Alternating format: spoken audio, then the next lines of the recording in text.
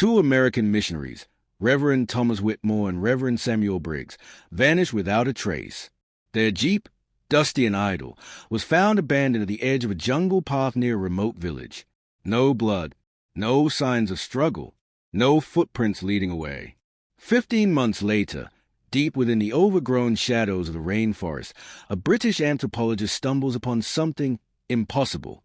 His journal entry simply reads, "They were never lost. They were taken." Reverend Thomas Whitmore, young, idealistic, full of radiant faith. He believed that even the darkest corners of the world could be lit by God's word. And Reverend Samuel Briggs, older, cautious, the kind of man who double-checked his maps and never trusted a smile too easily. But he followed Whitmore, not just out of duty, but out of love, the kind you don't write about in church newsletters. Their last letters home were hopeful, but strained. "There's something strained about the silence here," Whitmore wrote. "At night, it almost feels like it's listening to us." Briggs' final note was shorter. "Tom says the villagers want to show us something deeper inland. I don't trust it, but he trusts them, so I'll go." They were last seen stepping into the jungle with a local guide, a man no one remembers by name. They said they were seeking a tribe rarely seen, rumored to worship spirits older than time. They waved. They smiled. They never came back. The Belgian colonial police arrived late, disinterested. They blamed lions, or rebels, or madness brought on by the heat. No real search was mounted. No dogs, no helicopters, just shrugs. One officer wrote, "2 white men lost in the bush." Nothing more. But back in Ohio and Alabama, 2 families refused to let their sons become another footnote in some dusty report. Whitmore's sister, Margaret, sold her wedding ring to hire a private investigator. Briggs' father wrote to senators, to newspapers, to anyone who would listen. For 6 months, letters crossed the Atlantic. Questions multiplied. But answers? None. Then silence.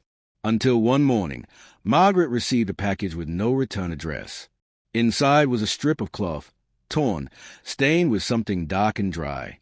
Along with it, a note, handwritten in uneven English. He prayed. They watched. Then the drums came. The authorities called it a hoax. But Margaret knew her brother's handwriting. One word, faintly scrawled in the corner. "Forgive." And just like that, the trail went cold. But the jungle never forgets. And somewhere beneath the vines and bones, a secret waited. 15 months later, under the thick canopy of the Congo jungle, Dr. Eleanor Carter arrived, not searching for ghosts, but knowledge. A British anthropologist and expert in indigenous cosmologies, Eleanor had come to study funeral rites. But what she found rewrote everything. A boy, barefoot, no older than 10, led her to a narrow path through trees that pulsed with humidity and silence. At the end stood a cave, half swallowed by vines. Inside, it was cold, still, sacred. Then she saw them. 2 American Bibles, their covers cracked, names etched inside in faded ink, Reverend T. Whitmore and Reverend Samuel Briggs. Folded beside them were clothes, worn but unmistakable, a silver cross, a boot, and on the far wall, a mural. Painted in blood and ash, it showed 2 white figures surrounded by faceless beings, arms raised to the sky. At their feet, a red sun bled into the soil. But that wasn't the worst of it. Bones, human bones, were arranged in a perfect spiral. Not buried, displayed, knees bent backward, jaws stretched unnaturally wide, as if they'd died screaming. Later, over a smoky fire, the village elder finally spoke. They came to change the gods. But the gods do not change. He pointed to the east. They watched something no man should ever see. Then he handed Eleanor a wrap cloth. Inside, a torn page from a journal. It was Briggs.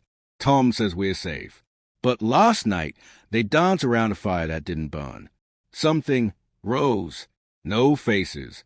Just shadows. I begged him to leave. He said we had to stay, to witness.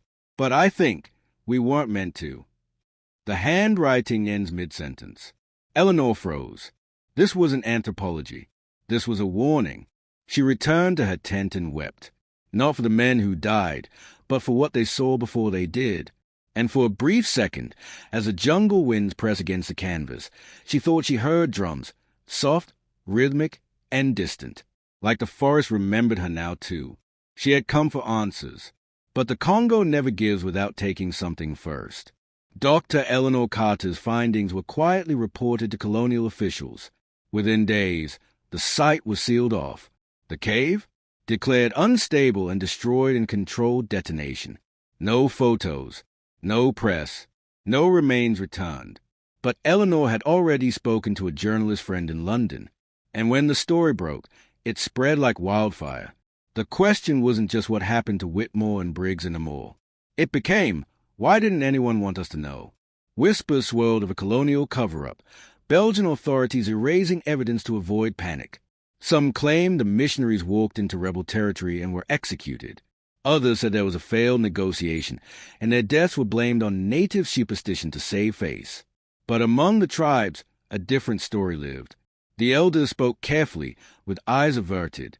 One word kept returning, Mbwiri, the forest guardian. Not a spirit of vengeance, but of balance. A protector. It only awakens when outsiders go too far, when something sacred is threatened. A local woman, her face carved with ceremonial scars, told Eleanor this. They didn't just see the ceremony, they interrupted it. Once the story reached the U.S., it exploded. Missionaries missing in the Congo, cult rituals to blame. Were they eaten? Jungle gods and American blood. What's the truth? TV anchors speculated. Radio hosts ranted. Conspiracy forums called it a government smokescreen. Evangelicals claimed martyrdom. Skeptics dismissed it as heat stroke and hallucination. But the most chilling theory? That Whitmore and Briggs were offered, not by the tribe, but by something else. That whatever watchers from the jungle had waited for them. Back in Alabama, Briggs' father refused to speak to reporters. But Whitmore's sister, Margaret, stood on her porch, clutching the torn journal page. If my brother died because he believed in something bigger than himself, she whispered, then I want to believe it meant something. But late that night, she burned the page, because the more she read it, the more she dreamed of drums, and eyes that blinked inside the fire. Theories ran wild, but none could explain what truly mattered. Why did they go? And what exactly found them first? 12 years had passed. Samuel Briggs' widow, Elaine, had remarried, raised 2 sons, and stopped leaving the porch light on, telling herself that closure didn't always come with answers. But one cold November morning, a package arrived on her doorstep. No return address, no postage stamp, just a name, written in careful, trembling ink. Inside, a photograph. It was old, sepia-toned, cracked at the corners. Whitmore and Briggs stood side by side, wearing the same clothes they were last seen in. But their faces, God, their faces, had changed. Stretched, hollow. The eyes were blackened, as if burned from the inside out. Their mouths, frozen in a silent scream or song. No one could tell. Taped to the back was a note, written in a language no one recognized. Elaine took it to a linguist at the university. It took weeks. Cross-referencing dialects, tribal records, symbols forgotten by time. Finally, a rough translation came. They are with the gods now. Stop searching. Elaine dropped the note. She didn't sleep that night. Neither did her sons. The porch light went back on, and in her dreams, she saw Samuel standing in the jungle, arms outstretched, smiling, but not at her, at something behind her. The past, it seemed, hadn't finished speaking, and it still knew where to send the mail. Years later, haunted by nightmares she could no longer explain, Dr. Eleanor Carter returned to the Congo. Older now, quieter. The jungle had never left her, not truly. Its breath still lived in her bones. She wasn't there to study. She came to listen. And after months of searching, she found him, an old man, blind in one eye, spine bent like the bow of a shipwreck. His name was Jailer. He had been a boy when the pastors came, and he had seen what happened. They sat beneath a tattered canopy as rain danced on the leaves above. Jailer spoke in low tones, each word like a prayer he hoped the trees wouldn't hear. The white men, they were warned, he said. That place, It's not for outsiders. It was not for us either. He told her how the pastors entered the sacred grove, where no feet but the chosen were allowed. They carried their Bibles like shields, preaching to the trees, ignoring the warnings. They laughed at the masks, stepped over the boundary stones, spoke over the elders' chants. They did not kill them, he whispered. Not the people. Eleanor leaned in. Then who? Jailer's hands trembled. He lifted a charm from around his neck and held it between them. We call it Mkoza, the Watcher. It doesn't guard the tribe. It guards a balance. When that balance breaks, it takes. He paused, tears slipping down weathered cheeks. They were not bad men, just blind. And the jungle, she doesn't forgive blindness. Eleanor sat frozen, feeling the forest thrum beneath her feet. Not with life, with warning. Jailer pressed the charm into her hand. You came once. You walked away. Do not go back again. That night, she wrote her final journal entry. It wasn't a crime. It wasn't murder. It was consequence. She never returned to the field, because deep down, she believed Jailer. The missionaries didn't vanish. They were taken, and the jungle, alive, listening, had decided, and now it was watching her too. She swore she would never return. But something, dreams, guilt, drums, pulled Dr. Eleanor Carter back to that forgotten corner of the jungle. Alone, she stood before the ruins of the collapsed cave. The vines had grown back thick, as if trying to seal a wound that should have never been opened. She climbed over the rubble, heart pounding like it used to, back when she believed knowledge could explain everything. Then she saw it, tucked beneath a stone slab, untouched by time. Whitmore's glasses. Not broken, not buried, just there, delicately placed, lenses still clean, as if someone had just taken them off. And behind it, another mural, faded, but clear enough to chill the soul. Two men, recognizably Briggs and Whitmore, stood facing the jungle.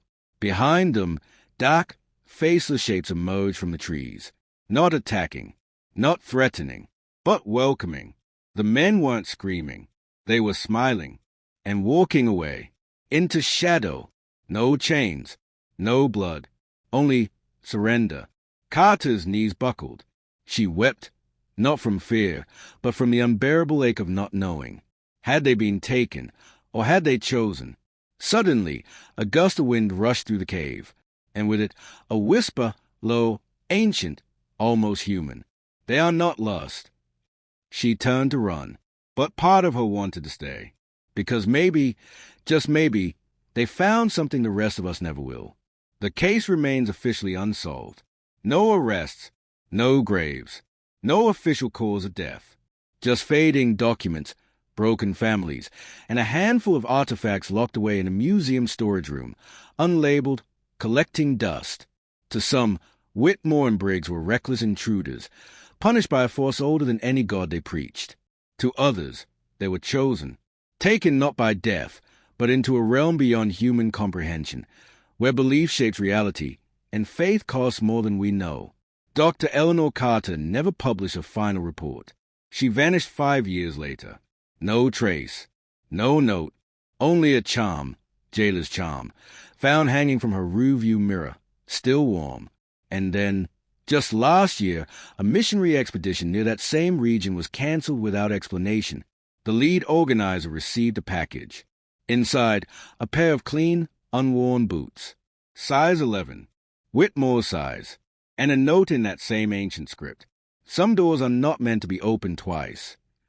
Even now, the jungle remains silent, but if you listen closely, beneath the wind, beneath the hum of the leaves, you might still hear the faint sound of drums. And if you do, walk away, because some answers don't bring peace. They bring invitation. If this mystery gripped you, don't forget to like, share, and subscribe for more chilling true stories that the world tried to forget.